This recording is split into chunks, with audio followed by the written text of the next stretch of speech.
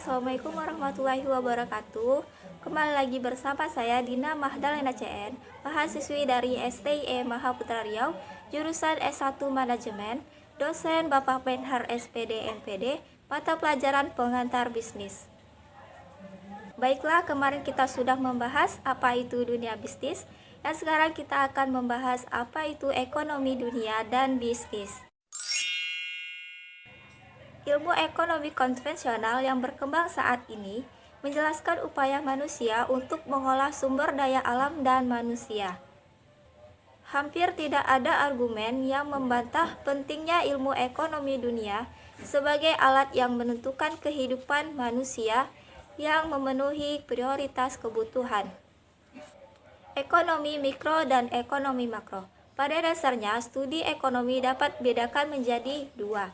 Yang pertama ada ekonomi makro, yang kedua ada ekonomi mikro. Ekonomi makro mempelajari perekonomian atau perilaku ekonomi secara keseluruhan atau nasional. Dalam ekonomi makro, kita dapat mempelajari PNB dan PDB, ketenaga kerjaan, harga-harga perdagangan luar negeri, inflasi, dan jumlah uang yang beredar.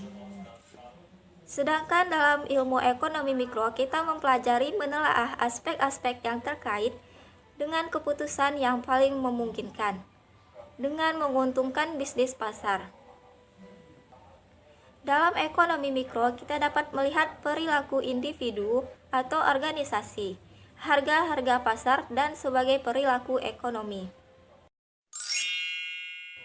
Sistem ekonomi dunia. Sistem ekonomi dunia adalah cara yang digunakan oleh masyarakat dalam mengalokasikan sumber daya untuk memenuhi kebutuhan barang dan jasa. Dalam teori ekonomi, kita mengenal beberapa sistem ekonomi. Yang pertama, kita ada kapitalisme, merupakan sistem ekonomi yang berinci penguasaannya sumber daya oleh swasta.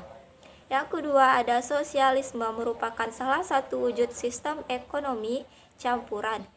Yang ketiga, ada komunisme. Sistem ekonomi terencana pengalokasian sumber daya dilakukan oleh pemerintah. Menurut Muhammad Hatta, ada 3 soal yang berkaitan dengan pembangunan.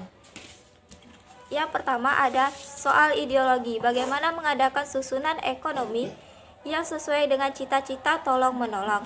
Yang kedua ada soal praktek sosial perekonomian, apa yang praktis dan perlu dijalankan dengan segera di masa yang akan datang.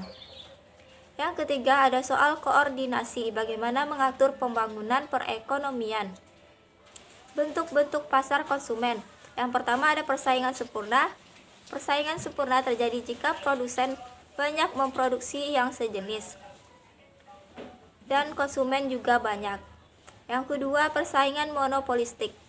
Dalam pasar persaingan monopolistik, para produsen berhadapan satu sama lain tanpa berbuat banyak. Yang ketiga, oligopoli. Bentuk persaingan di mana didominasi hanya oleh beberapa produsen atau penjualan. Contohnya pasar semen Indonesia. Yang keempat, monopoli terjadi jika hanya ada satu produsen atau penjual di pasar produksi atau jasa. Nah, itu dia pembahasan video saya tentang sistem ekonomi dunia dan bisnis. Sampai jumpa di video selanjutnya. Assalamualaikum warahmatullahi wabarakatuh.